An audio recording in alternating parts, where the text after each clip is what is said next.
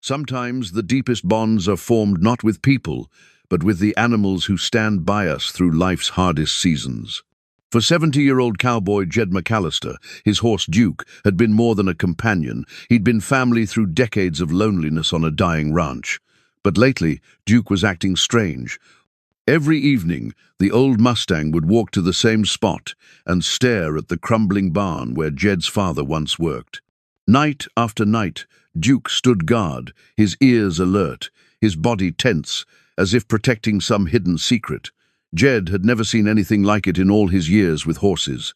The barn had been empty for decades, just rotting wood and memories. One moonlit night, Jed finally followed his horse's gaze and stepped inside. What he found buried beneath the floorboards was a discovery that would change everything, not just for him, but for the entire forgotten town. But why was Duke the only one who seemed to know what was hidden there? Before we jump back in, tell us where you're tuning in from, and if this story touches you, make sure you're subscribed, because tomorrow I've saved something extra special for you. The morning sun cast long shadows across the weathered planks of the McAllister Ranch, where Jed had spent the better part of his 70 years watching the world change around him.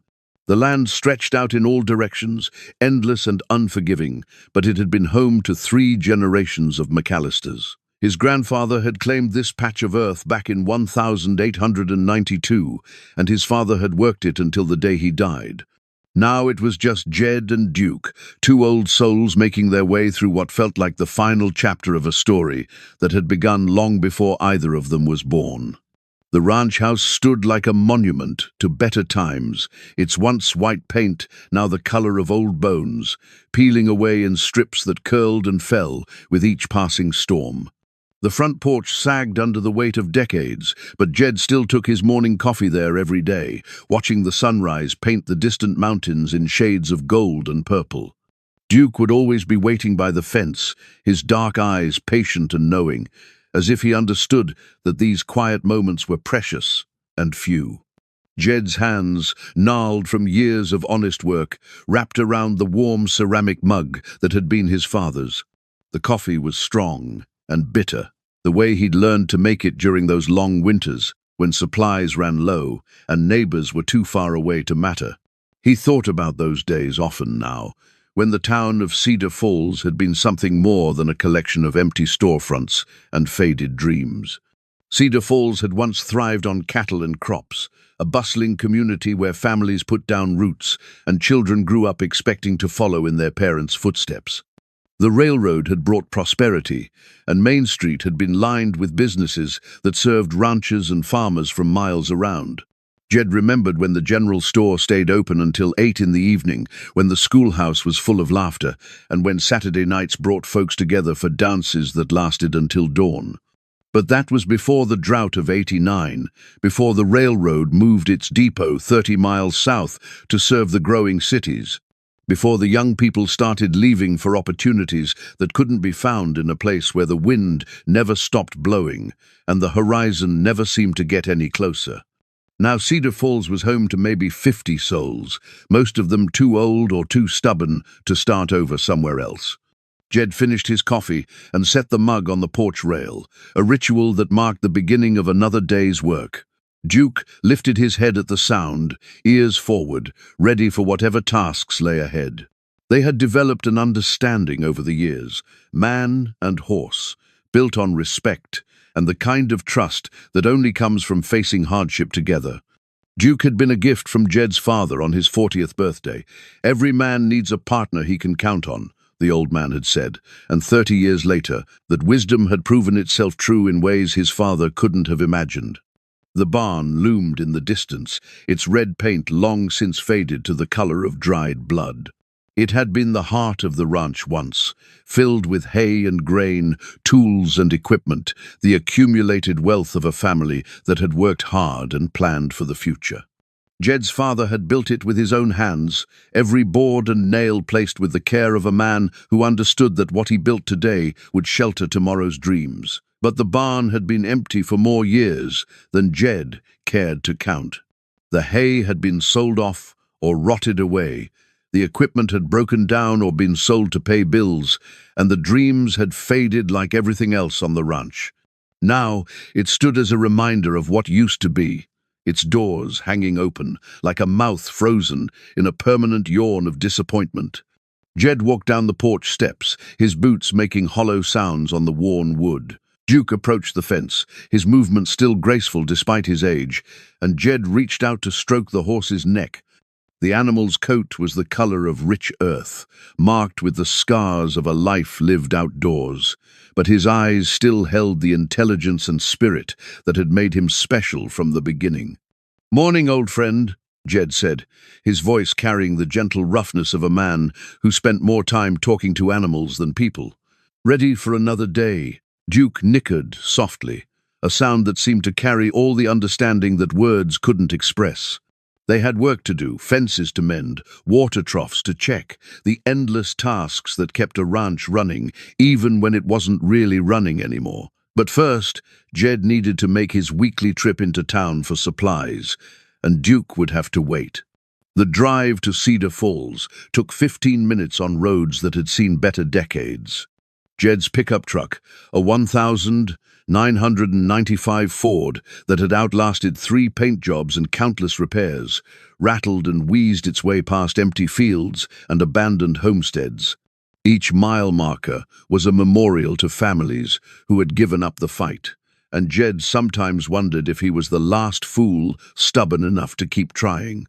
Martha Henley's general store occupied the corner of Main and First, a 2-story brick building that had been the commercial heart of Cedar Falls for over a century. Martha herself was approaching 80, her silver hair always perfectly arranged, her smile warm despite the hardships that had taken most of her customers away. She had been his father's friend, and now she was one of the few people left who remembered when the McAllister name meant something in these parts. "Morning, Jed," she called from behind the counter as he entered, the bell above the door announcing his arrival with the same cheerful tone it had used for 50 years. "Duke doing well?" "Well enough," Jed replied, though he didn't mention the strange behavior that had been puzzling him for weeks.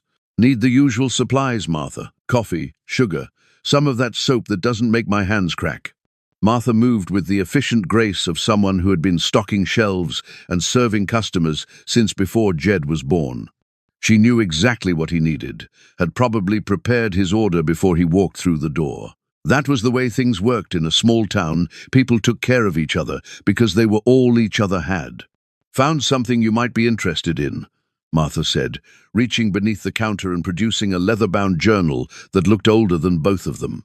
"Was cleaning out the back room and came across this. Belonged to your father, I think. Must have left it here years ago, and I just never thought to return it."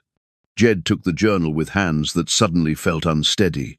The leather was cracked and worn, the pages yellowed with age, but he recognized his father's handwriting on the cover, E. McAllister, 1987. Edward McAllister had been a man of few words, but those words had always carried weight. Finding his journal felt like discovering a piece of the past that had been waiting patiently for the right moment to resurface. "Thank you, Martha," Jed said, his voice quieter than usual. "I'll take good care of it." "I know you will," she replied, her eyes soft with understanding. "Your father was a good man, Jed. Whatever troubles he carried them so others wouldn't have to." The drive home seemed longer than usual, the journal sitting on the passenger seat, like a passenger who had been waiting decades for a ride. Jed found himself glancing at it every few minutes, wondering what secrets it might contain, what thoughts his father had committed to paper during those final years before his death. Edward McAllister had always been a private man, keeping his own counsel and his own worries, and Jed had often wished he could have understood him better. Duke was waiting by the gate when Jed returned, and the horse's behavior struck him as odd once again. Instead of approaching for his usual greeting, Duke stood perfectly still, his attention focused on something beyond the barn. His ears were pricked forward, his body tense with an alertness that seemed almost supernatural. It was the same posture he had been taking every evening, the same inexplicable vigilance that had started weeks ago and showed no signs of ending. "What is it, boy?" Jed asked, following the horse's gaze toward the barn. What do you see out there that I don't? But Duke offered no answers, only the same patient watchfulness that had become his evening ritual. As the sun began its descent toward the western mountains, painting the sky in shades of amber and rose, the horse took his position and began another night of mysterious observation. And for the first time since it had started, Jed decided he was going to find out what Duke was guarding. The moon hung full and bright in the October sky, casting silver light across the ranch like a benediction. Jed had spent the evening reading his father's journal by lamplight, finding entries that spoke of worry and responsibility, of decisions that weighed heavy on a man's conscience.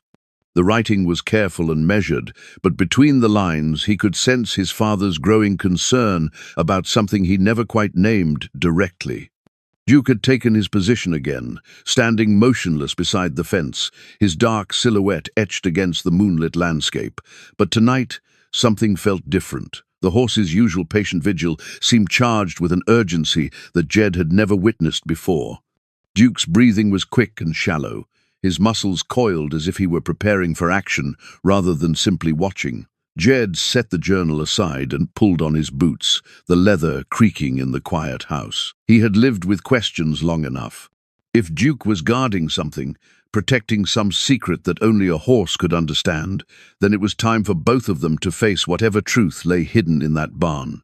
The night air carried the scent of sage and distant rain, and Jed's footsteps crunched softly on the gravel path that led from the house to the outbuildings. Duke turned at his approach, and for a moment, man and horse regarded each other in the moonlight. Then Duke did something he had never done before. He walked toward the barn, stopping every few steps to look back, as if ensuring that Jed was following. "All right, boy," Jed whispered. "Show me what you've been watching." The barn doors had been left open for so many years that the hinges had rusted in place, creating a permanent archway that framed the darkness beyond. Jed stepped inside, and the familiar smells of old hay and weathered wood wrapped around him like memories. Moonlight streamed through gaps in the roof, creating patches of silver that illuminated the empty stalls and abandoned equipment. Duke followed him inside, moving with purpose toward the far corner where Jed's father had once stored the grain.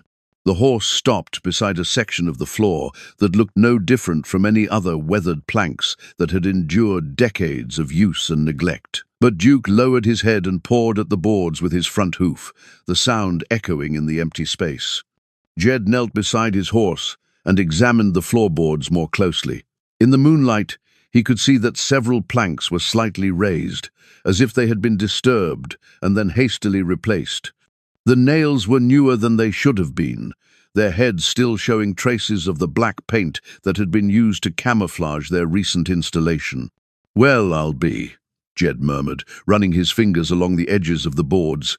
"You've been trying to tell me about this, haven't you, old friend?" He went back to the house for tools, returning with a crowbar and a flashlight. Duke waited patiently as Jed worked to pry up the boards, revealing a dark cavity beneath. The beam of his flashlight illuminated a metal box, roughly the size of a briefcase, its surface pitted with rust but still intact. It had been wrapped in oilcloth and sealed with wax, protected against moisture and time by someone who understood the importance of preservation. Jed's hands trembled as he lifted the box from its hiding place. It was heavier than he had expected, and he could hear objects shifting inside as he carried it into the moonlight. Duke followed closely, his earlier agitation replaced by what seemed like satisfaction, as if a long-held duty had finally been fulfilled. Back in the house, Jed placed the box on his kitchen table and studied it under the bright light of the overhead bulb. The lock was old, but solid, designed to protect whatever lay inside from casual discovery. He tried several keys from his father's collection before finding one that fit, and the mechanism turned with a click that seemed to echo through the years. Inside, wrapped in layers of oilcloth and tissue paper, lay a collection of documents that took Jed's breath away. There were certificates, official-looking papers with elaborate seals and signatures, their edges brown with age, but their text still clearly readable. At the top of each document were the words United States Treasury and Gold Certificate, and the denominations made his eyes widen. 1050, some as high as .10. 0. Beneath the certificates lay a letter written in his father's careful handwriting, dated just 3 months before Edward McAllister's death. Jed's vision blurred as he read the opening lines. "My dear son, if you are reading this, then Duke has finally led you to the truth I could never find the courage to share while I lived."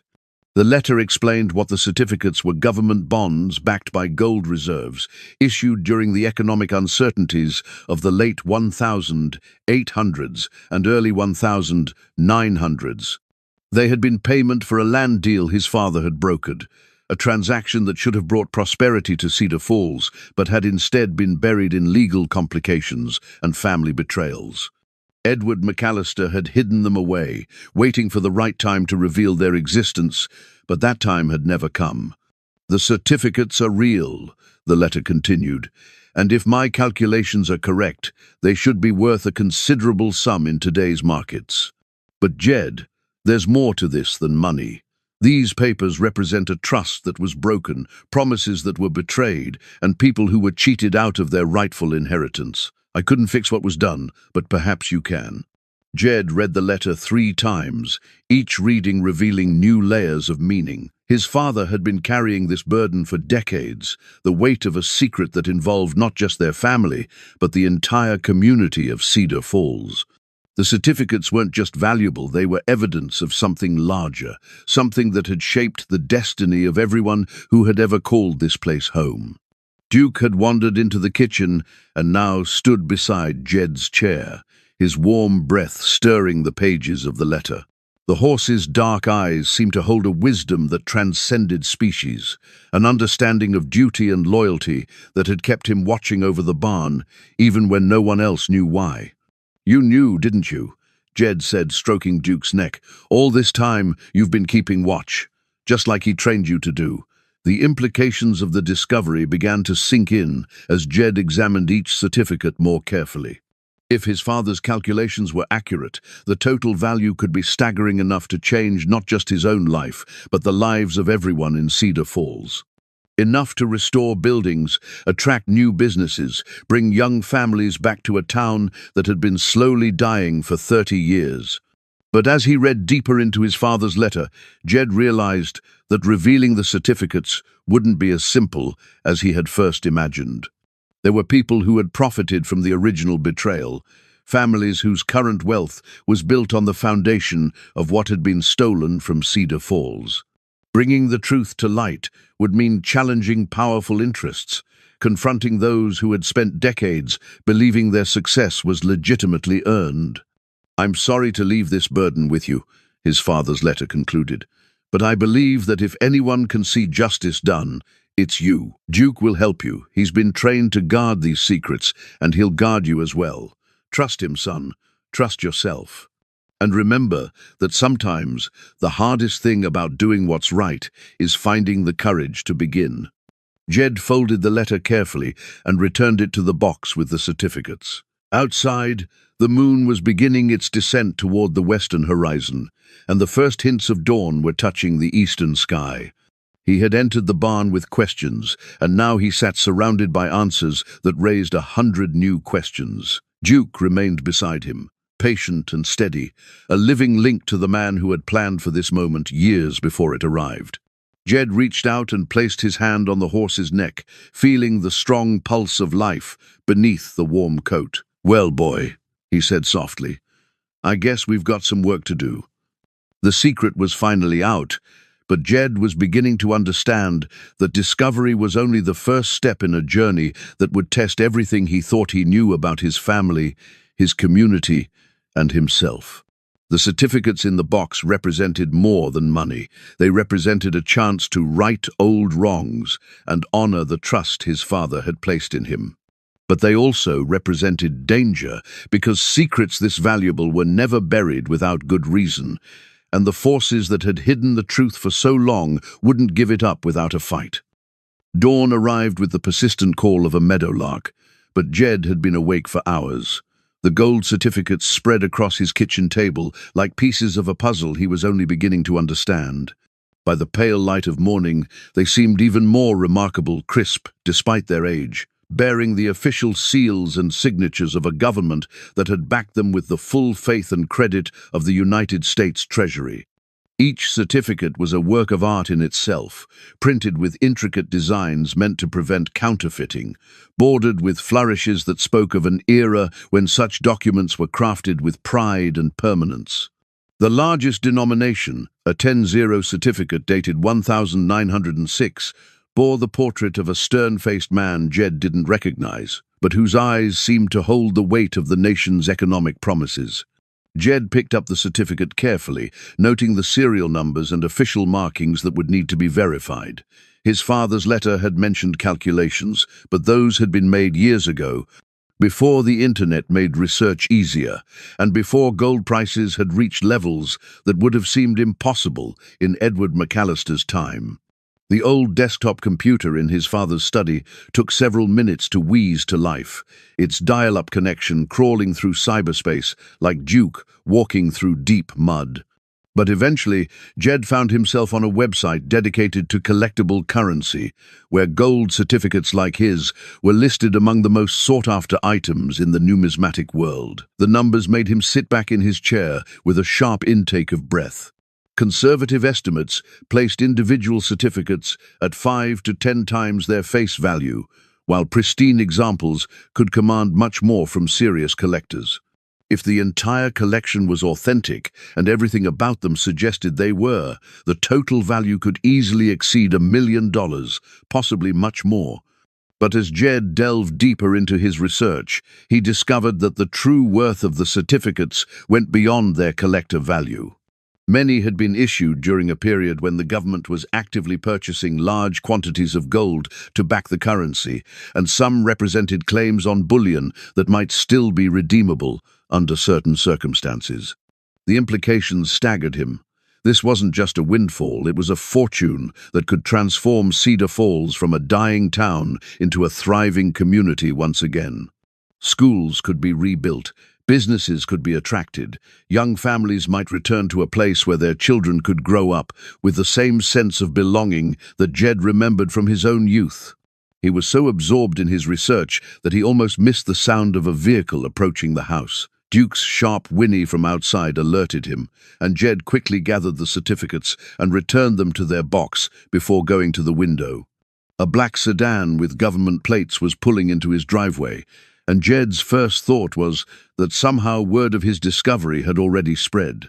But the man who emerged from the car was someone Jed recognized, Dr. Benjamin Harrison, who had been the town's physician for more than 40 years and one of his father's closest friends.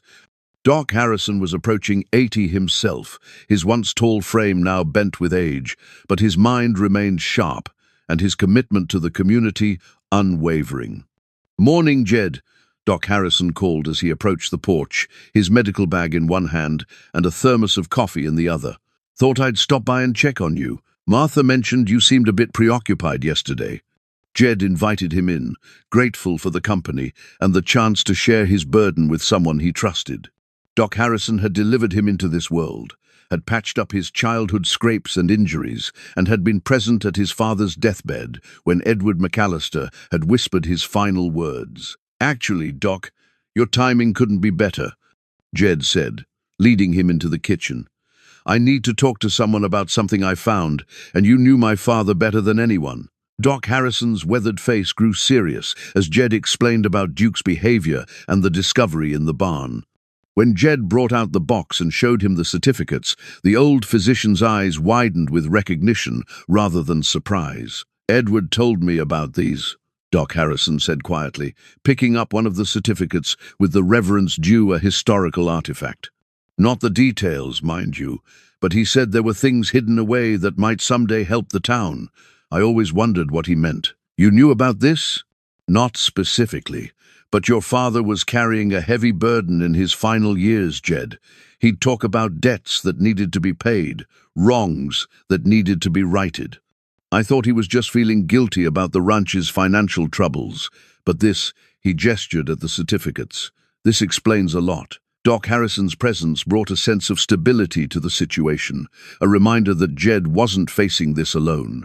The old physician examined each certificate with the careful attention he usually reserved for diagnosing illness, noting details that Jed had missed in his excitement.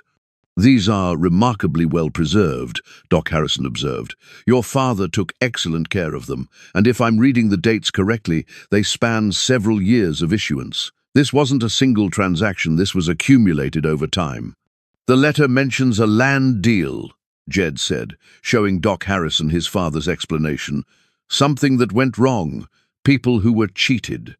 Doc Harrison read the letter slowly, his expression growing more troubled with each paragraph. When he finished, he set it down carefully and looked at Jed with eyes that held decades of accumulated wisdom. "I remember some of this," he said finally. "It was before you were born, back in the 50s and 60s when Cedar Falls was still growing. There were plans for development, outside investors coming in with big promises. Your father was involved somehow, trying to protect the town's interests. What happened? Things fell apart, the investors disappeared, the development never materialized, and a lot of people lost money they couldn't afford to lose. That's when the exodus really began, when families realized their dreams of prosperity weren't going to come true." Doc Harrison's account filled in some of the gaps in Jed's understanding, but it also raised new questions. If his father had been involved in protecting the town's interests, how had he ended up with the certificates? And why had he hidden them instead of using them to help the people who had been hurt? "There's more to this story," Doc Harrison said, as if reading Jed's thoughts. "Your father was an honorable man, but he was also human. Whatever decisions he made them for reasons that seemed right at the time." They spent the morning going through the certificates one by one, with Doc Harrison sharing what he remembered about the period when they were issued and the circumstances that might have led to their concealment. It became clear that the certificates represented not just wealth, but a complex web of relationships and obligations that had shaped Cedar Falls for generations. As they worked, Duke maintained his position outside, no longer focused on the barn but standing guard near the house, as if he understood that the secret was now shared and needed protection in a different way. The horse's behavior had shifted subtly but noticeably since the discovery, as if a long-held duty had evolved into a new responsibility. "You realize this changes everything," Doc Harrison said as they finished their examination. "These certificates could revitalize the entire region, bring back the prosperity that we lost decades ago. But there'll be people who don't want that to happen," Jed replied, thinking of the warnings in his father's letter. "People who benefited from whatever went wrong all those years ago." Doc Harrison nodded gravely. "Your father was right to be careful. Secrets this big don't stay hidden without powerful reasons, and bringing them to light won't be without risks." As Doc Harrison prepared to leave, he placed a hand on Jed's shoulder with the gentle firmness of someone who had delivered difficult news to families for most of his adult life. "Whatever you decide to do with this discovery, you won't be doing it alone," he said. "Your father had friends, Jed, people who remember what this town used to be and who'd like to see it become that again. When you're ready to take the next step, let me know." After Doc Harrison left, Jed sat alone at his kitchen table, surrounded by documents that represented both opportunity and danger. The certificates seemed to glow in the afternoon sunlight, their golden seals catching the light, like promises waiting to be fulfilled. Outside, Duke had resumed his watchful stance, but now Jed understood that the horse wasn't just guarding against intruders, he was protecting a legacy that could change the lives of everyone who called Cedar Falls home. The question was whether Jed had the courage to honor that legacy, regardless of the consequences. The Cedar Falls Town Hall occupied a modest brick building on Main Street, its cornerstone bearing the date 1923 and the optimistic inscription, "Built for Progress." Jed had walked past it countless times over the years, but he had never had reason to examine the historical records housed in its basement archives. Now, armed with questions about his father's past and the mysterious certificates, he found himself descending creaking wooden stairs into a repository of the town's forgotten memories. The archives were maintained by Eleanor Watts, a retired schoolteacher whose passion for local history had made her the unofficial keeper of Cedar Falls' past. She was a small woman with silver hair and sharp eyes, and she greeted Jed's request to research property records and business dealings from the 1950s and 1960s with the enthusiasm of someone who rarely had visitors interested in her carefully organized files. "Edward McAllister," she mused, pulling out a thick folder marked with his father's name. "Now there's a man who understood the importance of documentation, always made sure his papers were properly filed, always paid his fees on time." The folder contained decades of documents, property deeds, tax records, business licenses, and correspondence with various government agencies. But as Jed worked through the papers, guided by Eleanor's encyclopedic knowledge of the filing system, a more complex picture of his father's activities began to emerge. Edward McAllister hadn't just been a rancher. He had served on the town council, participated in planning committees, and been involved in negotiations with outside developers who had promised to bring prosperity to Cedar Falls. The records showed a man deeply committed to his community's future, someone who had volunteered countless hours to ensure that any development would benefit the people who had built their lives in this remote corner of the world. "Your father was instrumental in the Crowley Development Project," Eleanor explained, pulling out another folder thick with legal documents. "That was going to be the making of this town, a planned community with new businesses, improved infrastructure, maybe even a small college." The name Crowley made Jed look up sharply. He had seen it mentioned in his father's letter, but only in passing. Now, as Eleanor spread out the development plans and correspondence, he began to understand the scope of what had been promised and what had ultimately failed. Marcus Crowley Sr. had arrived in Cedar Falls in 1958 with credentials from successful projects in other states and a vision for transforming the struggling town into a model community. The plans were impressive residential developments, commercial districts, recreational facilities that would attract families from hundreds of miles away. The town council, led by Jed's father, had been cautiously optimistic. "It all looked so promising," Eleanor said, her voice carrying the sadness of someone who had watched dreams crumble. The initial surveys were completed, the financing seemed solid, and everyone was talking about the jobs that would be created. Your father was particularly excited about the educational opportunities, but as Jed read through the correspondence, he noticed a shift in tone that occurred sometime in 1962. His father's letters became more cautious, raising questions about timeline delays and requesting additional documentation about funding sources. The responses from Crowley's organization became increasingly vague, offering reassurances without specifics. "What happened?" Jed asked, though he was beginning to suspect the answer. Eleanor's expression darkened. "The whole thing collapsed. Turned out the financing was built on promises that couldn't be kept, and the land purchases were tied up in legal complications that Crowley hadn't disclosed. By 1964, he had disappeared, leaving behind nothing but debts and broken commitments. The impact on Cedar Falls had been devastating. Families who had invested their savings in the project lost everything. Young people who had stayed in town specifically to be part of the development left for opportunities elsewhere. The economic foundation that the community had been building for decades crumbled in a matter of months. "But here's the strange part," Eleanor continued, lowering her voice as if sharing a confidence. "Your father seemed to know it was coming. He started asking difficult questions months before the collapse, almost like he had inside information about Crowley's real intentions." She pulled out a folder that Jed hadn't seen before, one that contained correspondence between his father and various state and federal agencies.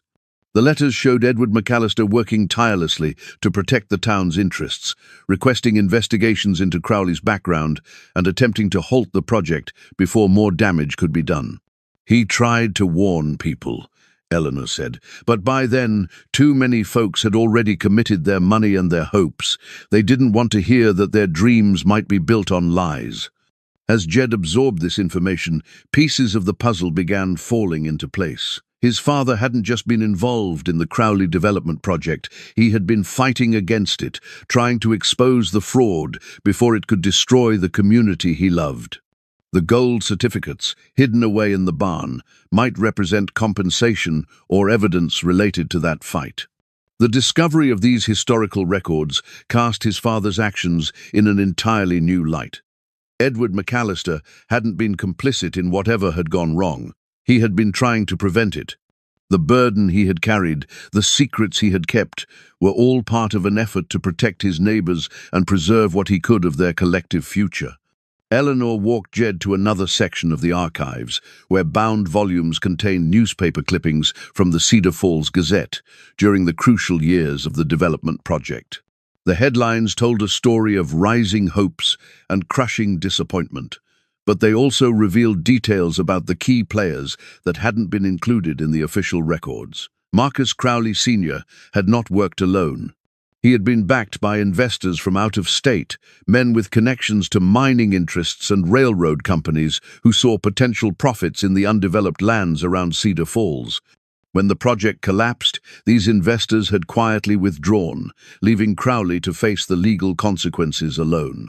But the most shocking revelation came in a newspaper clipping from 1965, more than a year after the project's collapse. It reported that Marcus Crowley Sr. had been found dead in his hotel room in Denver, apparently from a heart attack.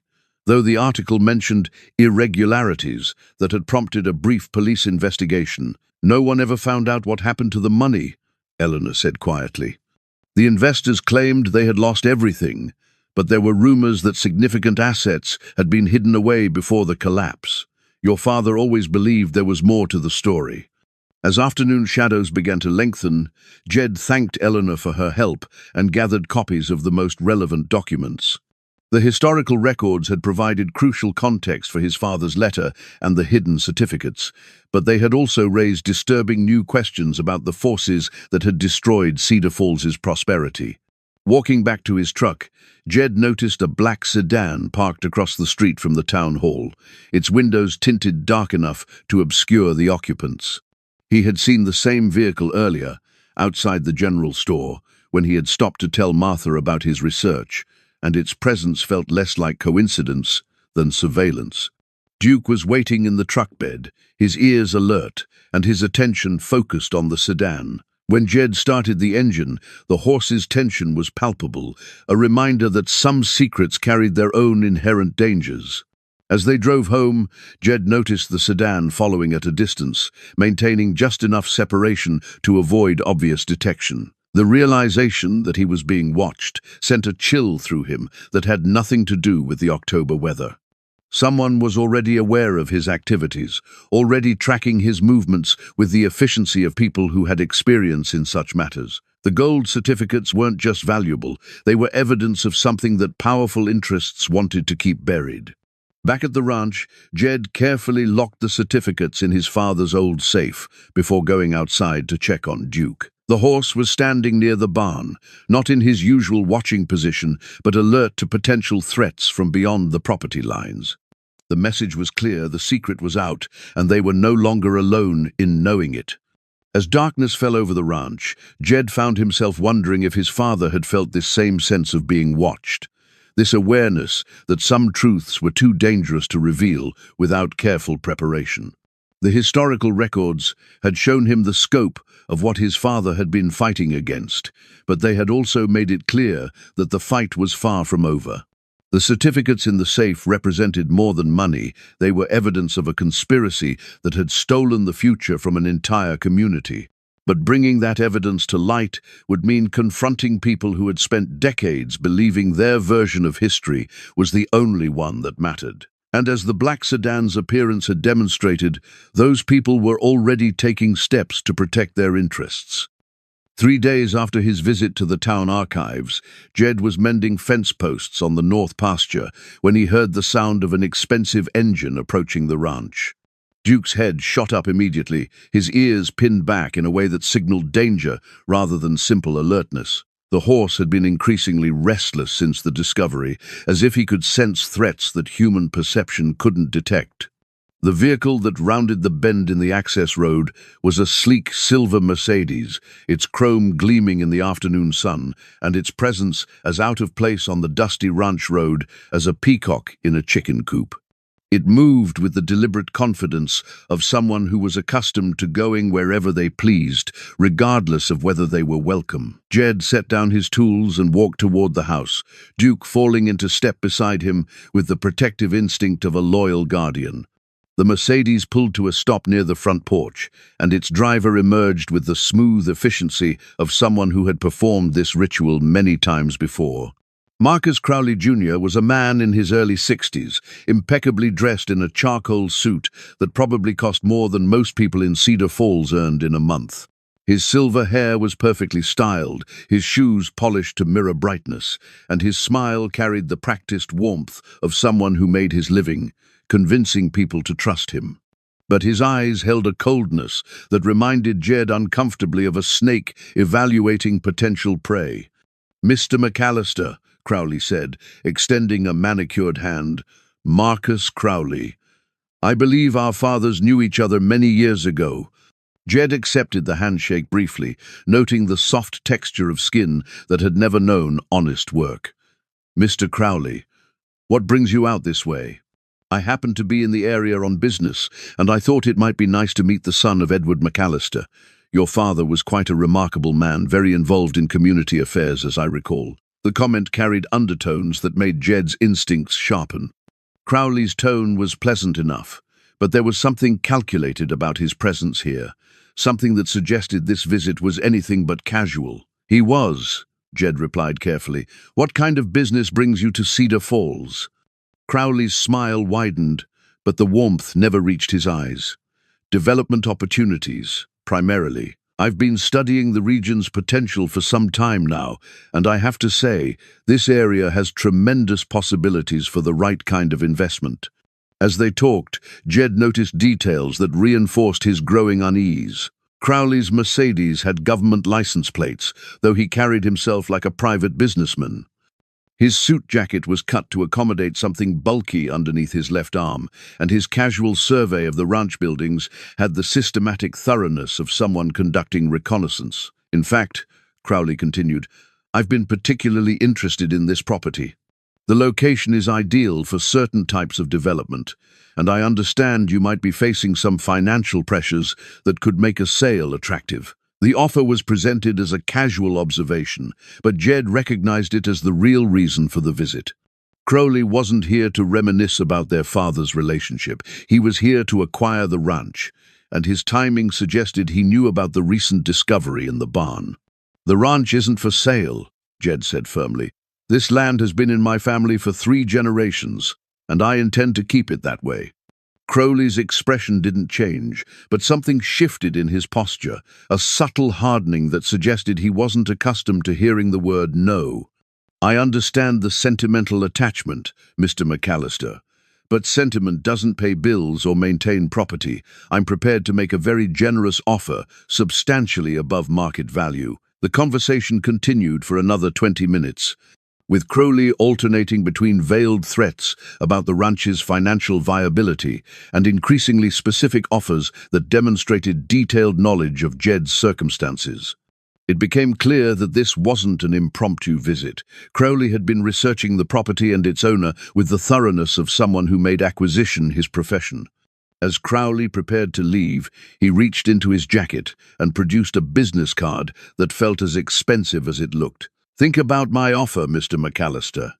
The development I have in mind would benefit the entire region, bring jobs and prosperity back to Cedar Falls. Sometimes, holding on to the past prevents us from embracing a better future."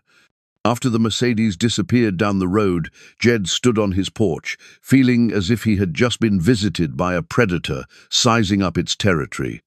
Duke remained agitated, pacing near the fence and occasionally snorting his displeasure. The horse's reaction confirmed what Jed's instincts had been telling him. Marcus Crowley Jr. was dangerous in ways that his polished exterior was designed to conceal. That evening, Jed drove into town to speak with Sheriff Cole Brennan, a man who had worn the badge in Cedar Falls for more than 20 years and who understood the community's dynamics better than anyone. Cole was approaching retirement age, his weathered face bearing the lines of someone who had seen enough of human nature to be surprised by very little. "Marcus Crowley, Jr.," Cole repeated when Jed described his visitor. "Yeah, I know about him. Been hearing his name mentioned in various contexts for the past few months. Nothing I could pin down, but enough to make me pay attention." They were sitting in Cole's office, a cramped space above the volunteer fire department that served as the town's law enforcement headquarters.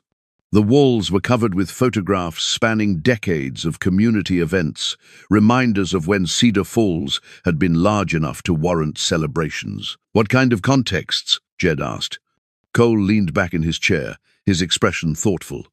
"Land acquisitions, mainly. He's been buying up properties throughout the region, always through intermediaries, always for substantially more than the asking price. Folks don't ask too many questions when someone's offering them enough money to start over somewhere else." The pattern was disturbing, but not necessarily illegal. However, Cole's next revelation cast Crowley's activities in a more sinister light. "The thing is, most of the properties he's acquired have been abandoned or foreclosed within 6 months of the sale. Families take his money and leave town, but then they discover that their new lives don't work out the way they planned. By the time they want to come back, their property is tied up in legal complications that make reclamation nearly impossible." Jed thought about his encounter with Crowley, remembering the man's confidence and the implied threats beneath his polished courtesy. Sounds like he's deliberately driving people away. "That's what I think, but proving it is another matter entirely. The man covers his tracks well, and he's got connections that reach pretty high up the political ladder. Complaints about his business practices tend to disappear into bureaucratic limbo."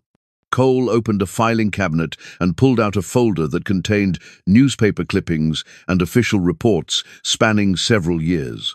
The documents painted a picture of Marcus Crowley, Jr., as a successful developer with projects throughout the Mountain States, but they also revealed a pattern of controversy and legal challenges that had never quite resulted in criminal charges. "His father was involved in some kind of scandal here back in the 60s, Cole said. "Before my time, but the old-timers remember it as the thing that really started Cedar Falls' decline. Seems like the son is following in Daddy's footsteps, just with better lawyers and more sophisticated methods." As Jed examined the documents, one particular newspaper clipping caught his attention. It showed Marcus Crowley, Jr. at a groundbreaking ceremony for a development project in Montana, and standing beside him was a man whose face looked familiar despite the poor quality of the photograph. "That's interesting," Cole said, noticing Jed's focus on the image. "Recognize someone? Maybe. The man next to Crowley, there's something familiar about him, but I can't place where I might have seen him." Cole studied the photograph more closely, then reached for another folder. Could be one of his business associates. The man seems to travel with a small entourage of advisors and security personnel. Not unusual for someone in his position, but it does suggest he's got enemies somewhere. The conversation with Sheriff Cole provided context for Crowley's visit and confirmed Jed's suspicions about the man's true intentions.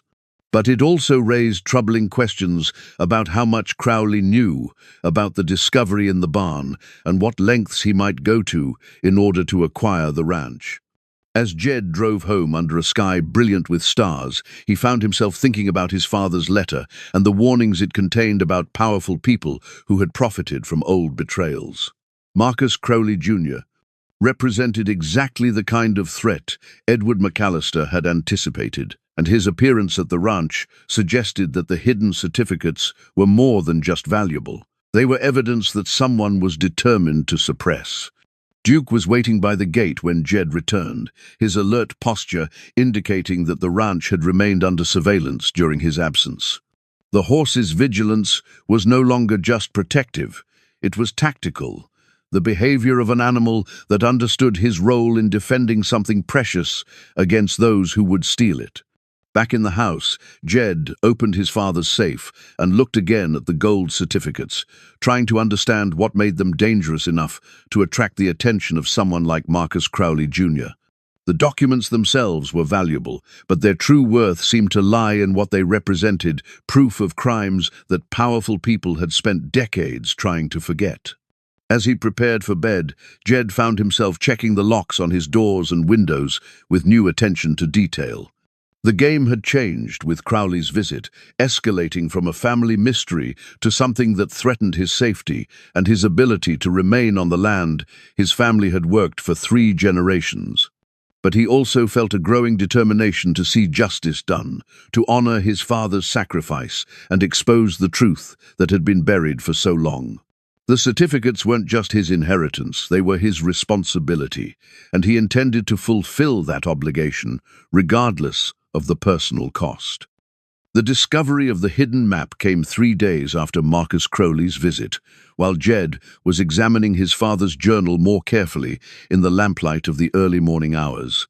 He had been reading the entries chronologically, trying to understand the progression of his father's thoughts and concerns during the turbulent years of the development project's collapse. Most of the journal consisted of routine observations about ranch work, weather patterns, and community events, but scattered throughout were cryptic references that had taken on new meaning since the discovery of the certificates.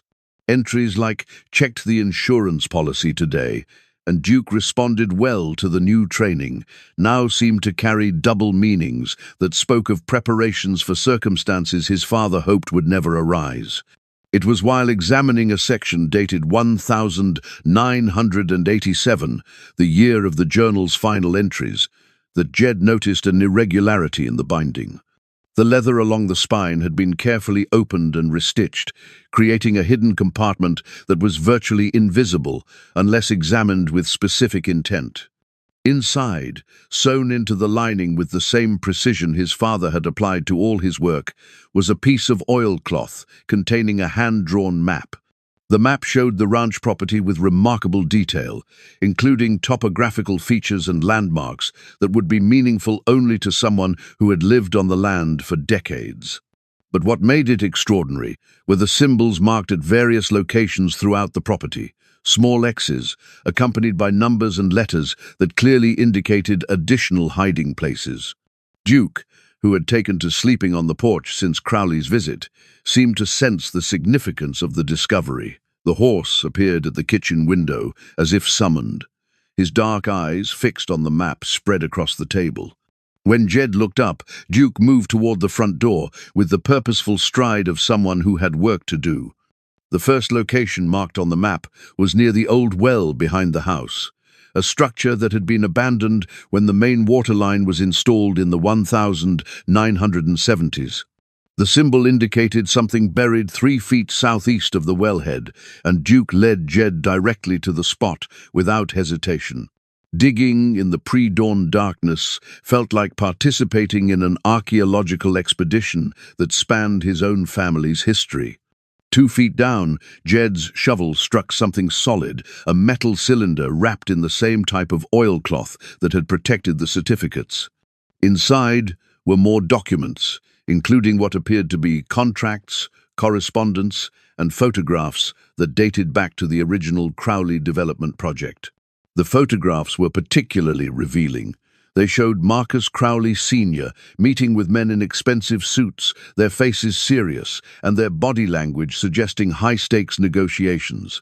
But more importantly, they showed Edward McAllister in the background of several meetings, his presence suggesting he had been monitoring the situation more closely than the official records indicated. One photograph caught Jed's attention immediately. It showed his father standing beside a man whose face was partially obscured by shadow, but whose expensive clothing and confident posture marked him as someone of significant importance. On the back of the photograph, in his father's careful handwriting, were the words "Denver Meeting, August 1963, the real decision-makers." The documents accompanying the photographs told a story that complemented and expanded what Jed had learned from the town archives. They revealed that the Crowley development project had been funded by a consortium of investors with connections to mining interests and federal land management agencies. The true purpose hadn't been community development, it had been resource extraction disguised as civic improvement. Edward McAllister's correspondence with various government agencies showed him raising increasingly urgent questions about environmental impact studies and mineral rights assessments that had been fast-tracked without proper oversight. His letters demonstrated a growing awareness that Cedar Falls was being targeted not for development, but for exploitation. As the sun rose over the mountains, Jed and Duke moved to the second location, marked on the map, a grove of cottonwood trees near the creek that bordered the eastern edge of the property. Here they found another cache, this one containing geological surveys and mineral assessment reports that had apparently been conducted without the knowledge or consent of local property owners. The surveys revealed significant deposits of rare earth minerals beneath much of the land around Cedar Falls, resources that would have been extraordinarily valuable to the right industrial interests. The reports were dated 1962, a full year before the development project was announced to the public, suggesting that Crowley's investors had known about the mineral wealth long before they approached the community with their promises of prosperity. But the most shocking discovery came in the third cache, located near the old fence line that separated the McAllister Ranch from what had once been the Patterson homestead. Here, wrapped in multiple layers of protective material, were legal documents that revealed the true scope of the conspiracy that had destroyed Cedar Falls. The papers included the original partnership agreement between Marcus Crowley Sr. and his investors, contracts that explicitly outlined plans for mineral extraction and resource development that bore no resemblance to the community improvement project that had been presented to the town council. More damning still were financial records showing payments to local officials and agreements with federal agencies that had been negotiated without public knowledge or oversight. Among these documents was a letter that made Jed's hands tremble as he read it. Written by Marcus Crowley Sr. to his primary investor, it detailed plans to acquire the mineral rights through a combination of legal manipulation and strategic bankruptcies that would force property owners to sell at below-market prices. The key, Crowley Sr. had written, is to ensure that the local population loses confidence in their economic future. Once they believe their situation is hopeless, they will accept any offer that allows them to start over elsewhere. The McAllister property is particularly important. Its location gives access to the richest deposits, and its acquisition will signal to other holdouts that resistance is futile. The letter was dated 6 months before the development project's public collapse, proving that the failure had been planned from the beginning. The investors had never intended to build a thriving community. They had intended to create conditions that would force current residents to abandon their land so it could be acquired cheaply for resource extraction. But Edward McAllister had discovered their plan, and the evidence hidden around his property proved that he had been gathering documentation of the conspiracy for years. The gold certificates weren't just valuable, they were payment for mineral rights that had been stolen through fraud, and their existence proved that the original theft could still be challenged legally. As Jed absorbed the implications of these discoveries, Duke's behavior made perfect sense. The horse hadn't just been trained to guard the barn, he had been trained to protect multiple locations where evidence of the conspiracy was hidden. His nightly vigil had been part of a larger pattern of surveillance designed to ensure that the truth would eventually be revealed. The discovery of the map and its associated caches transformed Jed's understanding of his father's final years. Edward McAllister hadn't been a broken man, carrying guilt about failed business ventures. He had been a determined investigator, gathering evidence to expose one of the largest resource theft conspiracies in the region's history. But the evidence also made clear why Marcus Crowley Jr. was so determined to acquire the ranch. The documents hidden on the property didn't just prove historical crimes, they provided the legal foundation for challenging current ownership of mineral rights worth millions of dollars. The stakes were far higher than Jed had initially understood, and the danger was correspondingly greater. That evening, as Jed carefully catalogued and secured the newly discovered documents, he received a phone call that confirmed his growing suspicions about being watched. The voice was electronically disguised, but the message was clear enough. "Mr. McAllister, you've been asking a lot of questions lately, questions that some people find disturbing. It would be wise to consider Mr. Crowley's generous offer before circumstances make such generosity impossible to maintain." The call lasted less than 30 seconds, but its implications echoed long after the line went dead. The conspiracy his father had uncovered was still active, still protected by people who had the resources and connections to eliminate threats to their interests. The evidence hidden around the ranch represented not just historical justice, it represented immediate danger to anyone who threatened to expose it. As Jed locked the documents in his father's safe alongside the gold certificates, he realized that he had reached a point where retreat was no longer possible. The truth was too important to suppress, and his father's sacrifice demanded that the story be told regardless of personal consequences.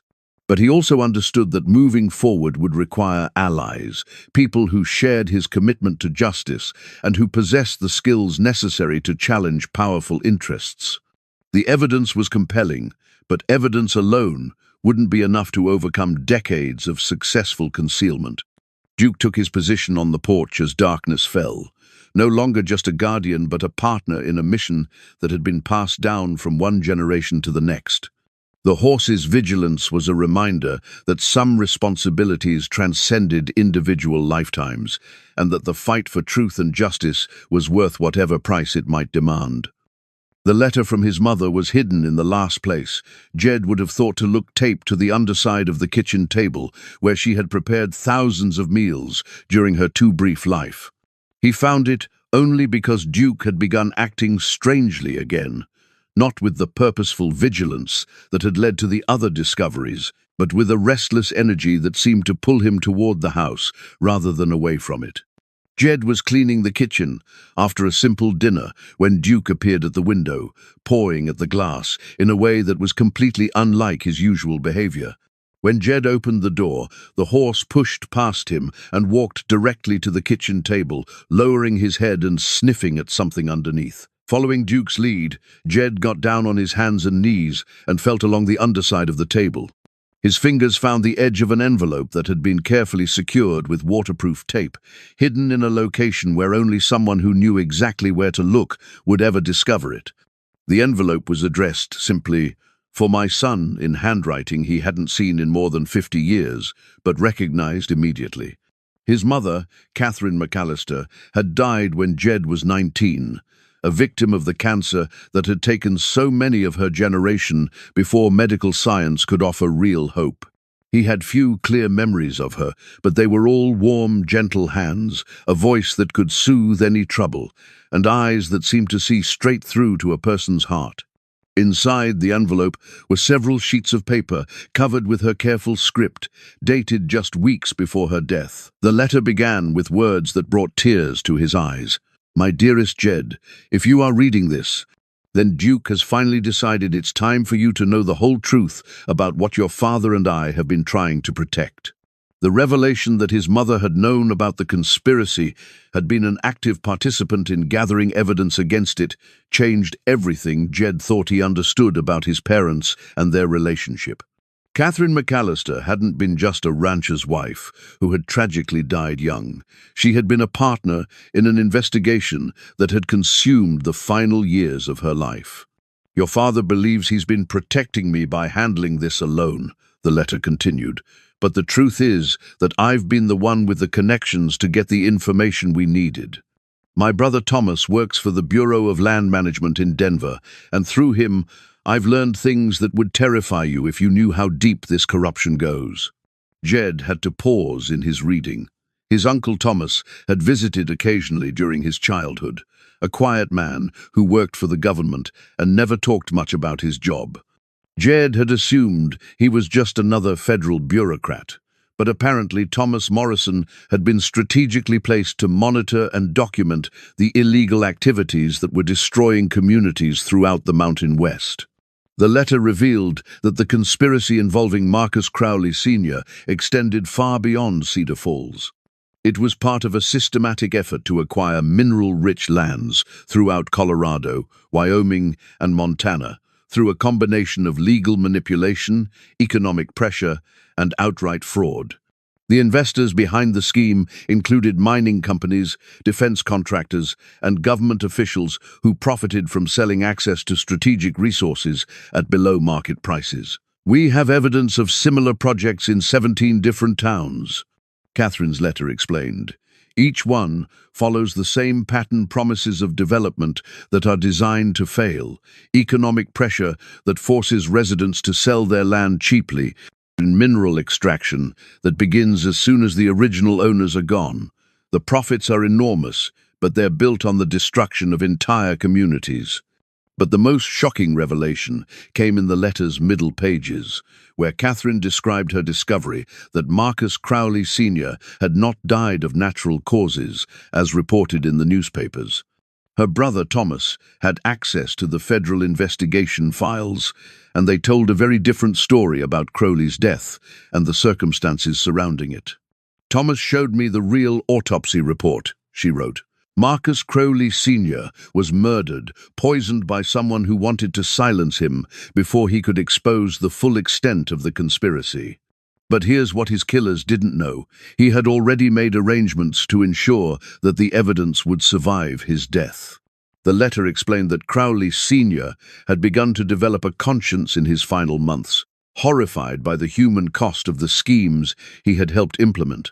He had contacted Edward McAllister in secret, offering to provide documentation that would expose the entire conspiracy in exchange for protection from the federal authorities. "Your father met with Crowley 3 times before the man's death," Catherine revealed.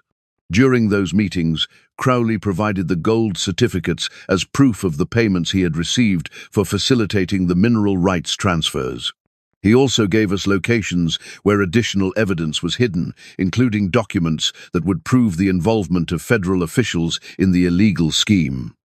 The certificates, Jed realized, weren't just valuable collectibles. They were smoking guns that proved a massive conspiracy to defraud landowners throughout the region.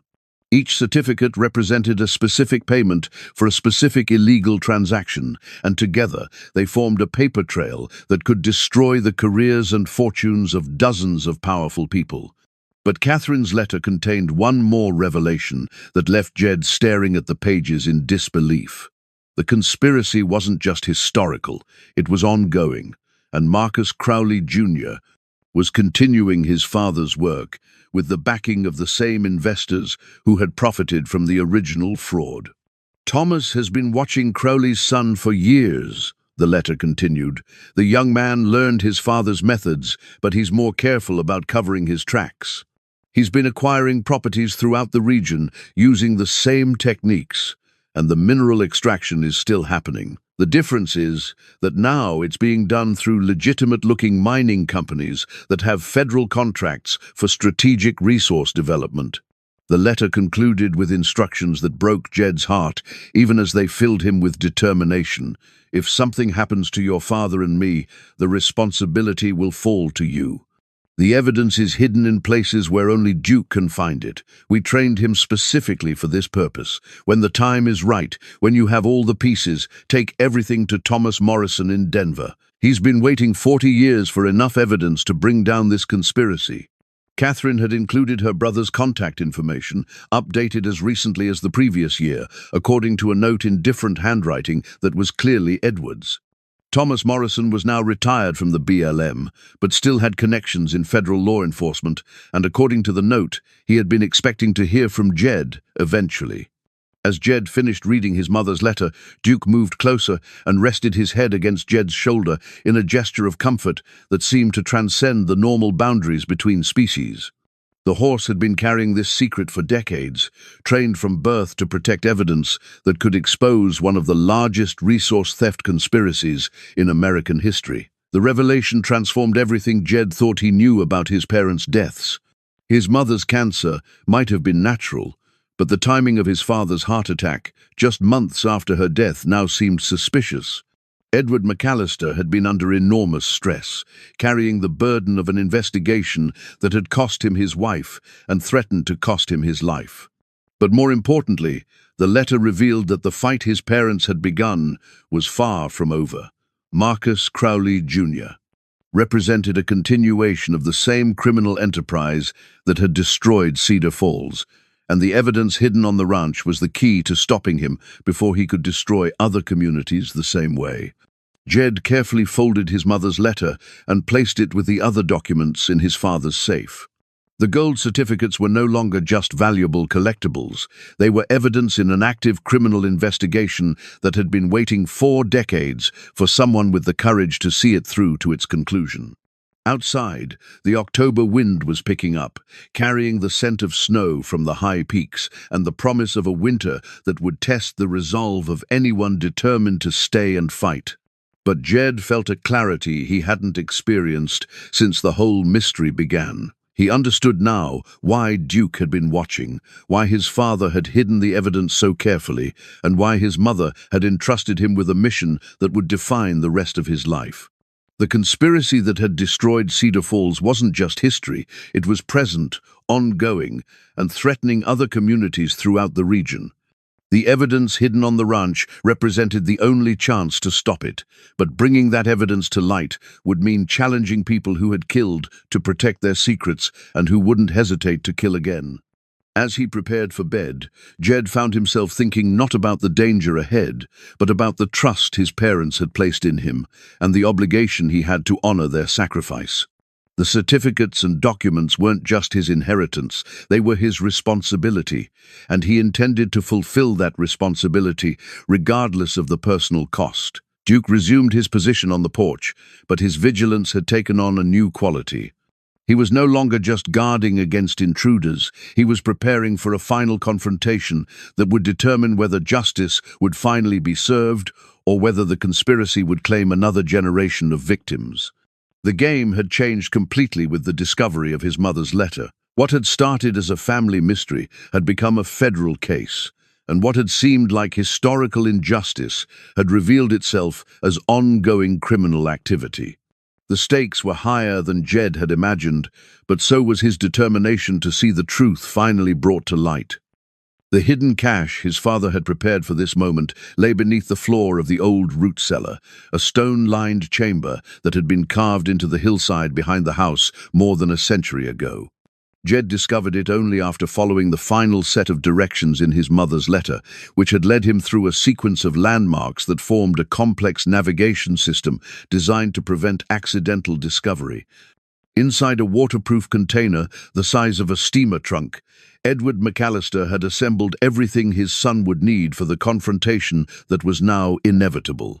There were weapons, a hunting rifle, a shotgun, and a pistol, all meticulously maintained and accompanied by adequate ammunition. But more importantly, there were supplies that spoke of careful planning, preserved food, water purification tablets, medical supplies, and communication equipment that suggested his father had anticipated the possibility of being cut off from normal support systems. Most significantly, the cache contained detailed maps of the ranch and surrounding areas, marked with strategic positions and escape routes that had been planned with military precision. Edward McAllister had been more than a rancher and community leader. He had been a veteran of Korea who understood tactics and had applied that knowledge to defending his family's legacy. The maps revealed defensive positions throughout the property, locations where supplies had been pre-positioned and where a small group could hold off larger forces indefinitely. The ranch wasn't just a piece of land, it was a fortress that had been designed to protect the evidence hidden within its boundaries. But the most sobering discovery was a letter addressed "to be opened only if they come for you," which contained instructions for contacting not just Uncle Thomas in Denver, but a network of allies that Edward had cultivated over decades of investigation. The list included federal agents, investigative journalists, and other landowners who had been fighting similar battles throughout the region. As Jed studied his father's preparations, Duke's behavior took on a new urgency. The horse was no longer content to maintain his usual vigilant watch. He was actively patrolling the property boundaries, his movements systematic and purposeful. It was as if he could sense that the long period of waiting was coming to an end. The sense of impending confrontation was confirmed that afternoon when Doc Harrison arrived at the ranch, driving faster than his usual careful pace. His weathered face was grim as he climbed out of his truck, and his first words carried the weight of bad news. "They're moving, Jed," he said without preamble. "Crowley's people have been asking questions all over town, offering money for information about your activities. Martha's store, the diner, even the post office, they're trying to find out what you've discovered and who you might have talked to." Doc Harrison had brought Sheriff Cole with him, and the two men formed a council of war in Jed's kitchen as they shared what they had learned about Crowley's escalating activities. The developer wasn't just gathering information, he was assembling a team of operatives who had been conducting surveillance and preparing for what looked like a direct assault on the ranch. "I've been doing some checking of my own," Sheriff Cole said, spreading out a folder of documents on the table.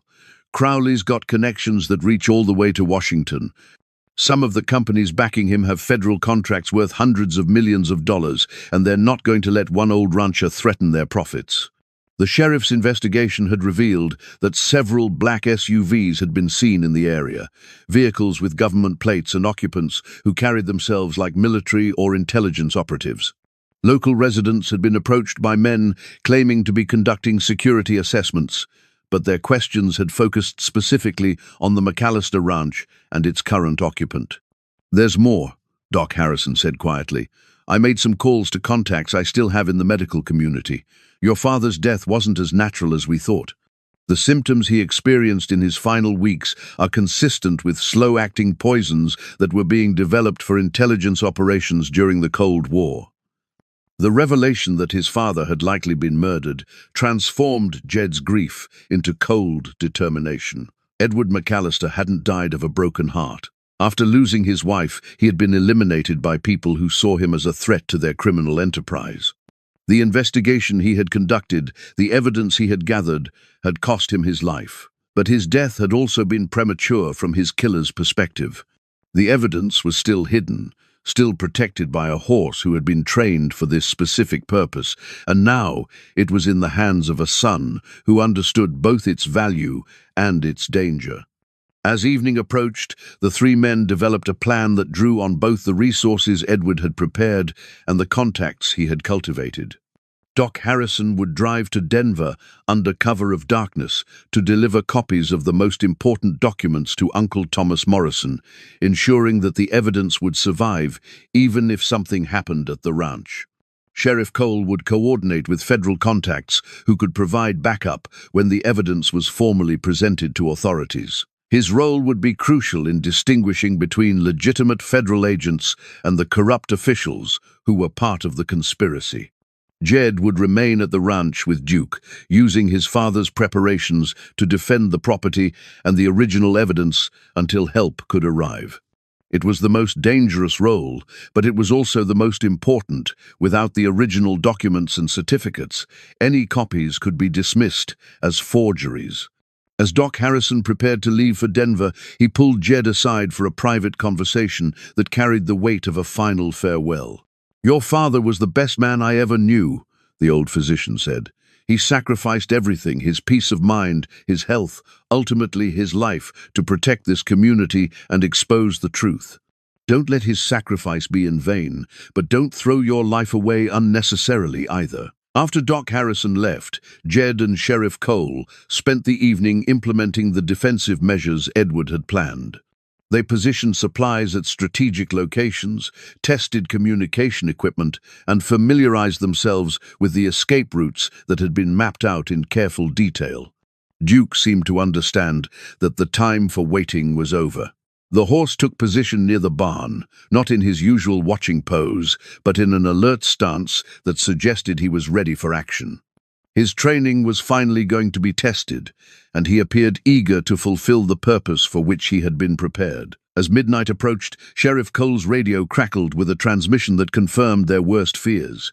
Multiple vehicles were approaching Cedar Falls from different directions, moving without lights and coordinating their movements in a way that suggested military-style planning. "They're coming tonight," Cole said grimly. "Probably figure they can take what they want and clean up any loose ends before anyone realizes what's happened." Jed checked his father's weapons one final time, ensuring that each was loaded and ready. He wasn't a soldier like his father had been, but he understood the stakes and was prepared to defend what Edward and Catherine McAllister had died to protect. The evidence hidden on the ranch represented more than just proof of historical crimes. It was the key to preventing future atrocities against communities throughout the region. The gold certificates and accompanying documents could expose a conspiracy that had operated with impunity for decades, bringing justice not just for Cedar Falls, but for all the families who had been cheated out of their heritage. As he took his position at the window overlooking the access road, Jed thought about the journey that had brought him to this moment. It had begun with Duke's mysterious vigil at the barn and had led through layers of family secrets to a confrontation that would determine whether truth or corruption would ultimately prevail. Duke moved to his side, the horse's presence a reminder that he wasn't facing this challenge alone. His parents had prepared for this night, had trained his companion for this purpose, and had entrusted him with a mission that transcended personal safety or comfort. In the distance, the first headlights appeared on the horizon, moving steadily toward the ranch, where 3 generations of McAllisters had built their lives and where the final battle for their legacy was about to begin. The long wait was over, and the time for action had finally arrived. The original deed to Cedar Falls, dated 1889 and bearing the official seal of the Colorado Territory, lay spread across Jed's kitchen table like a battle standard waiting to be raised. He had discovered it in the final cache, the one his father had marked, "Open only when they come," and its contents had taken his breath away. This wasn't just another piece of evidence, it was the foundation document that proved everything. According to the deed, the land that comprised not just Cedar Falls, but the entire surrounding valley, had been granted to a community trust established by the original settlers. The mineral rights had never been sold, never been transferred, and certainly never been acquired by the investors who had spent decades extracting wealth from beneath the town's foundations. Every mining operation, every development project, every resource extraction scheme had been built on a foundation of fraudulent claims. The headlights were closer now, 3 separate vehicles approaching along different routes, with their lights extinguished, except when necessary to navigate the rough terrain. Sheriff Cole's radio chattered with reports from his deputies, positioned at strategic locations throughout the valley, confirming what they had feared: this wasn't just Crowley and a few associates.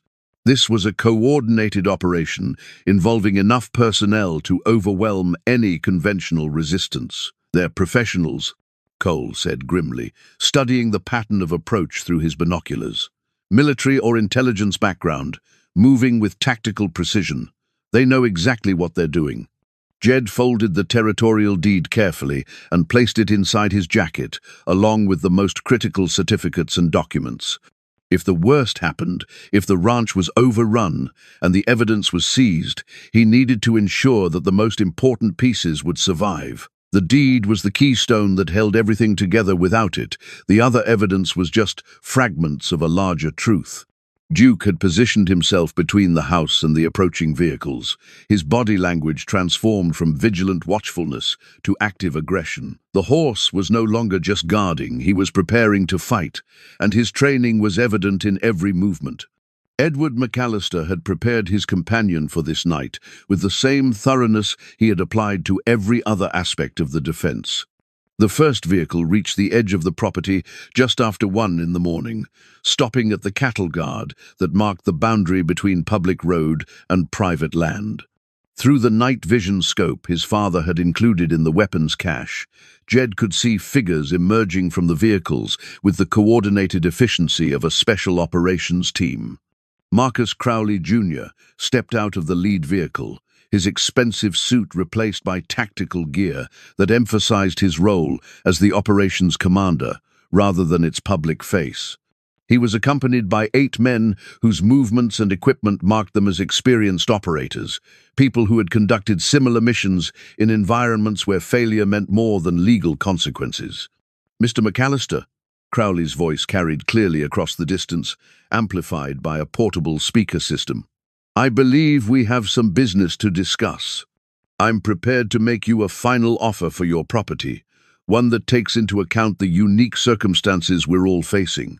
Jed responded by turning on the floodlights his father had installed around the house and outbuildings, illuminating the entire area and destroying the tactical advantage that darkness provided. The sudden brightness revealed the full scope of Crowley's operation: additional vehicles positioned to block escape routes, personnel with equipment that suggested they were prepared for a prolonged siege. "The property isn't for sale," Jed called back, his voice steady despite the adrenaline coursing through his system.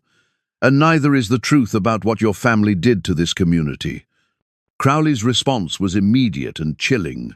"I'm afraid you misunderstand the situation, Mr. McAllister. We're not here to negotiate a purchase. We're here to recover stolen property and eliminate security threats. You have in your possession documents that belong to my organization, and we're prepared to use whatever force is necessary to retrieve them." The admission was exactly what Jed had hoped, for a clear statement of criminal intent that was being recorded by the equipment Sheriff Cole had installed earlier. Whatever happened next, there would be evidence of Crowley's true purpose and the lengths he was willing to go to suppress the truth. But Crowley wasn't finished with his revelations. "Your father made the same mistake you're making now," he thought. "He could challenge forces beyond his understanding. It took us several years to arrange his elimination, but we eventually succeeded. Your mother was easier. A few adjustments to her cancer medication ensured that she wouldn't live long enough to cause problems." The casual admission that both his parents had been murdered hit Jed like a physical blow, but it also crystallized his resolve. This wasn't just about exposing historical crimes anymore. It was about bringing justice for the people who had raised him and who had died, trying to protect their community. Duke's response to Crowley's words was immediate and violent. The horse reared up with a scream of rage that seemed to echo across the valley, his hooves pawing the air as if he were attacking invisible enemies. The sound was primal and terrifying, the cry of a creature that had been trained to protect and whose protective instincts had been pushed beyond the breaking point. "Your parents trained that animal well," Crowley observed, his tone carrying a mixture of admiration and contempt. "But horses are no match for modern weapons and professional operators. Surrender the documents now, and his death will be quick." The threat against Duke was the final straw. Jed raised his father's rifle and placed the crosshairs on Crowley's center mass, his finger finding the trigger with muscle memory inherited from decades of hunting. "You're not taking anything from this ranch," he said, his voice carrying across the distance with deadly certainty, "and you're not harming my horse." Crowley's laughter was cold and confident. "You're one man with a hunting rifle, Mr. McAllister. We're 8 professionals with military-grade equipment. The outcome of this confrontation is not in doubt." But as if summoned by the mention of overwhelming odds, new lights appeared on the horizon, the headlights of vehicles approaching from the direction of town. Sheriff Cole's radio crackled with an excited transmission from one of his deputies. Federal vehicles approaching from the south, FBI logos clearly visible, ETA 2 minutes. Doc Harrison's mission to Denver had succeeded. Uncle Thomas Morrison had activated the network of federal contacts that had been waiting 40 years for enough evidence to move against the conspiracy. The cavalry was arriving just as Edward McAllister had planned, but whether they would arrive in time remained to be seen. Crowley's confidence evaporated as he realized that the situation was spiraling beyond his control. "Move now," he barked into his radio. "Secure the documents and eliminate all witnesses.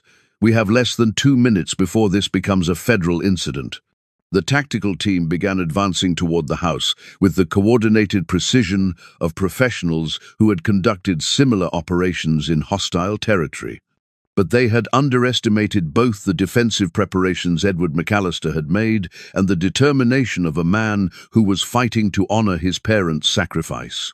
Jed's first shot took out the floodlight on the lead vehicle, plunging half the assault team back into darkness and disrupting their night vision equipment. His second shot shattered the windshield of Crowley's command vehicle, sending glass fragments spraying across the tactical team and forcing them to take cover. Duke charged directly at the advancing operatives, his hooves striking sparks from the gravel as he moved with the speed and power of a natural predator. The horse had been trained for this moment, and his attack was both coordinated and devastating. 2 men went down under his hooves before the others could react, their tactical formations shattered by an opponent they had never anticipated. Sheriff Cole emerged from his concealed position near the barn, his shotgun booming as he engaged targets that had been exposed by Duke's charge.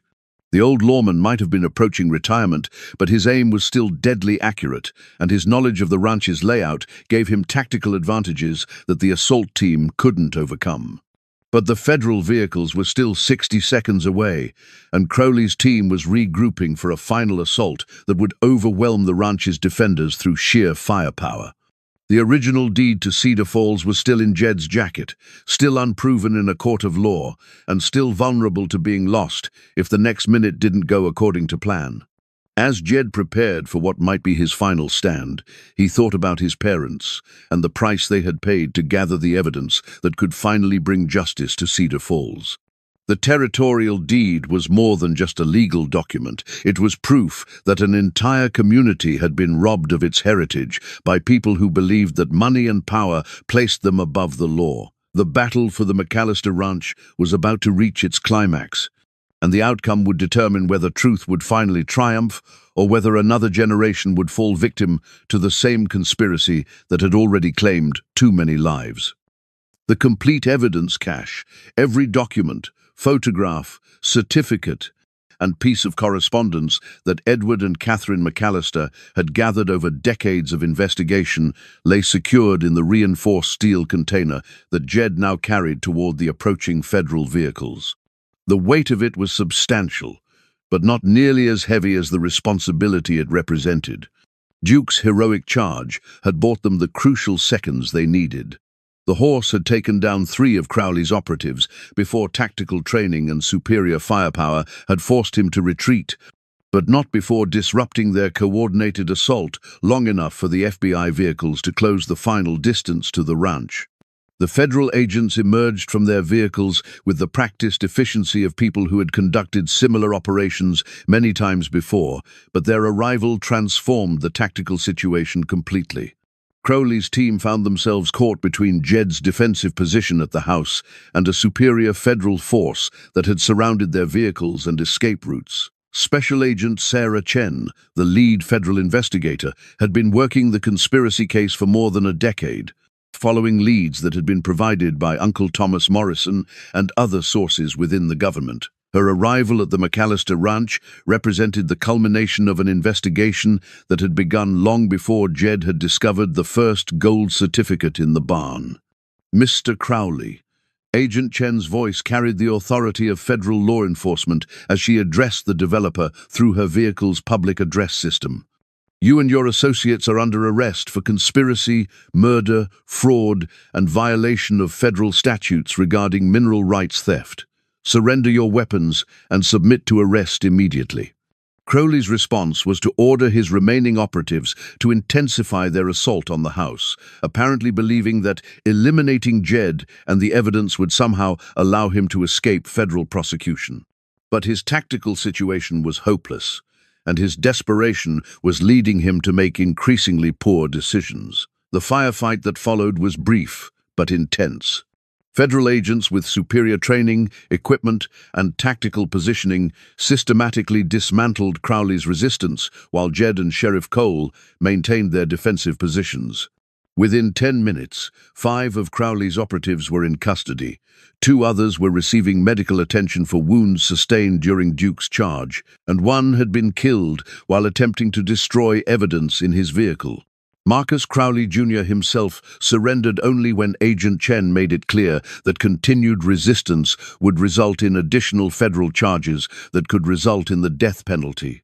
His expensive tactical gear was stripped away to reveal a man who looked nothing like the confident developer who had visited the ranch just days earlier. The facade of legitimate business had crumbled to reveal the criminal underneath. But the most significant moment came when Agent Chen examined the complete evidence cache that Jed presented to her. The collection of documents, photographs, and certificates told a story that exceeded even the federal investigators' expectations. What they had suspected was a regional conspiracy involving a few corrupt officials had revealed itself as a national scandal reaching into the highest levels of government and industry. The original territorial deed was the keystone that held everything together, proving that the legal foundation for decades of mineral extraction had been fraudulent from the beginning. But the supporting documents revealed a pattern of corruption that involved senators, cabinet officials, and corporate executives who had profited from the systematic theft of public resources. "This is extraordinary," Agent Chen said as she catalogued each piece of evidence with the care due to historical artifacts. "Your parents documented everything: financial transactions, communications between conspirators, photographic evidence of meetings that were supposed to be secret. This cache represents one of the most comprehensive exposures of government corruption in American history." Duke had survived the firefight with minor injuries, but his role in the victory had been crucial. The horse's trained response to the threat had disrupted Crowley's tactical advantage at the most critical moment, allowing federal law enforcement to arrive before the evidence could be destroyed. As Agent Chen watched Duke receive medical attention from a federal veterinarian, she shook her head in amazement. "Your father trained him specifically for this scenario, didn't he?" she asked Jed. "Every behavior we witnessed tonight was part of a coordinated defense plan that was decades in the making." As dawn broke over the McAllister Ranch, the scope of what had been accomplished became clear. Crowley's arrest was just the beginning. The evidence cache would fuel investigations that would expose corruption in multiple federal agencies, bring down mining executives who had built fortunes on stolen resources, and provide legal grounds for returning mineral rights to the communities that had been defrauded. But perhaps more importantly, the truth about Cedar Falls would finally be told. The families who had been driven from their homes by economic manipulation would learn that their suffering had been deliberately caused by people who profited from their misery. The young people who had left the valley believing there was no future there would discover that their heritage included mineral wealth worth millions of dollars. Sheriff Cole, who had fought alongside Jed throughout the night, summed up the victory in characteristically direct terms. "Your parents didn't die for nothing, son. They died to make this moment possible." As federal agents continued to process the crime scene and catalog evidence, Jed found himself standing beside Duke, near the old barn, where the mystery had begun. The horse's vigil was finally over, his duty fulfilled after decades of patient waiting. The secret that had driven his nightly watch was no longer hidden, and the justice his training had been designed to protect was finally being served. Agent Chen approached them as the morning sun painted the mountains in shades of gold that seemed to echo the certificates that had started everything. "There will be trials, Mr. McAllister, lots of them, and we'll need your testimony about everything you discovered and everyone you spoke with during your investigation." "I'll be there," Jed replied without hesitation. "My parents sacrificed everything for this moment. I'm not going to let their sacrifice be wasted." The complete evidence cache was loaded into federal vehicles for transport to secure facilities where teams of investigators would spend months unraveling the full scope of the conspiracy.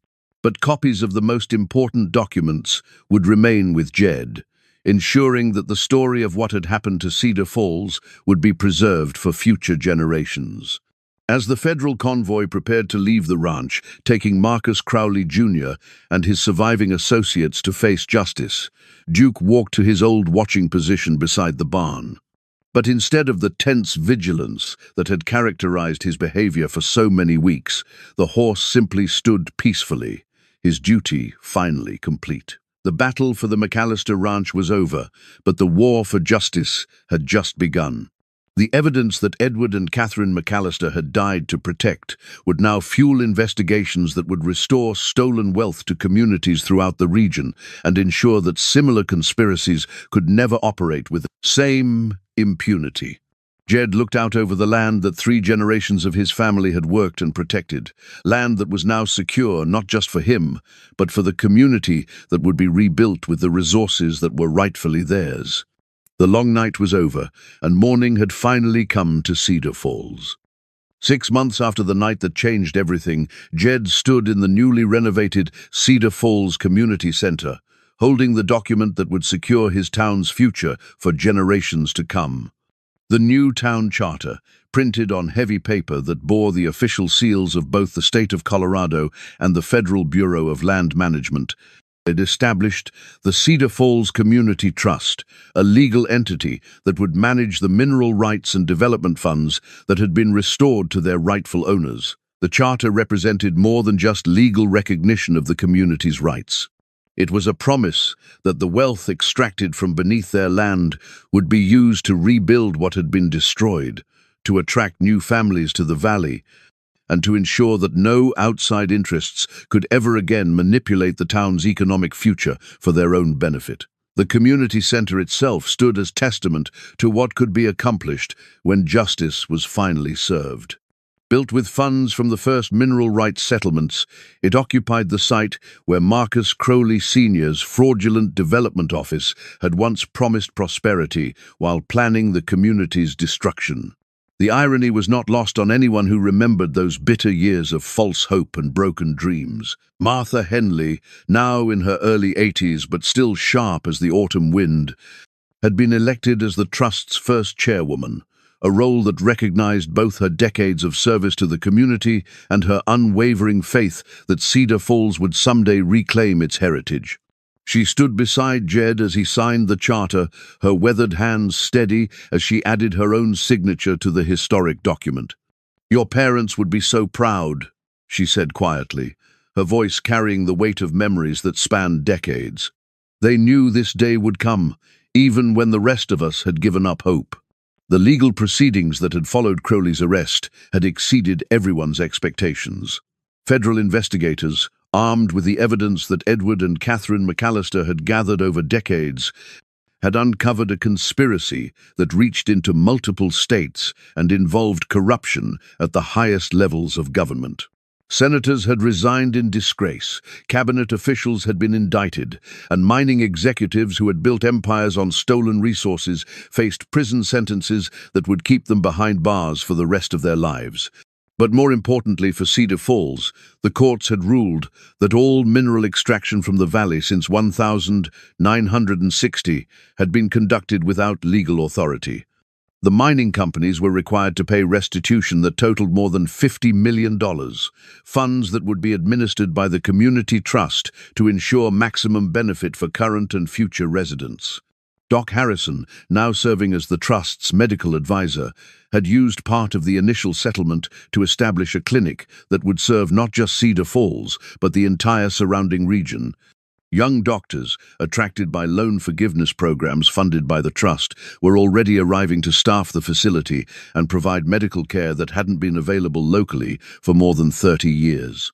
Sheriff Cole had decided to postpone his retirement to oversee the expansion of law enforcement services that the growing community would require. The Trust had funded the hiring of additional deputies and the construction of a proper police station that would ensure Cedar Falls never again fell victim to outside manipulation and intimidation. But perhaps the most visible sign of the town's transformation was the return of families who had left the valley during the dark years of economic decline. Young couples, drawn by affordable housing and guaranteed employment in trust-funded projects, were buying and renovating homes that had stood empty for decades. The school that had been closed for lack of students was being rebuilt with facilities that would provide education comparable to any urban district. Eleanor Watts, the retired schoolteacher who had helped Jed research his family's history, had been appointed as the Trust's historical coordinator. Her first project was the establishment of a museum that would tell the complete story of what had happened to Cedar Falls, not just the years of decline and corruption, but the investigation that had ultimately brought justice and the people who had sacrificed everything to ensure the truth would survive. The centerpiece of the museum would be the original territorial deed, displayed alongside the gold certificates and other evidence that had exposed the conspiracy.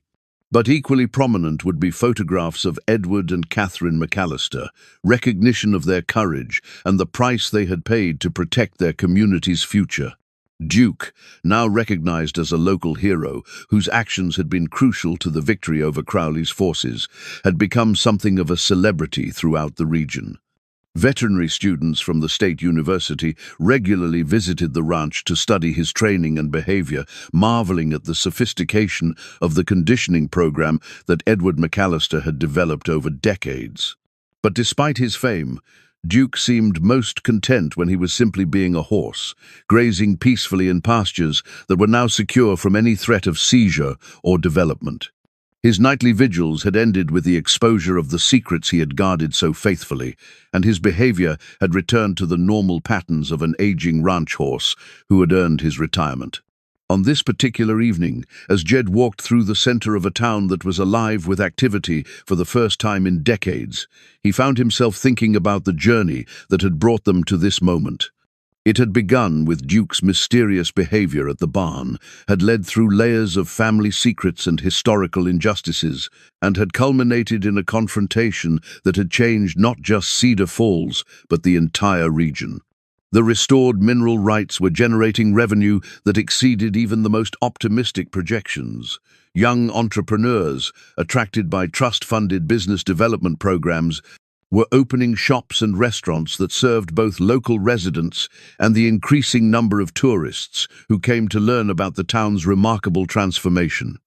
The evening air carried sounds that hadn't been heard in Cedar Falls for 30 years, children playing in yards, families gathering for dinner, neighbors visiting across fence lines that no longer divided struggling survivors but connected members of a thriving community.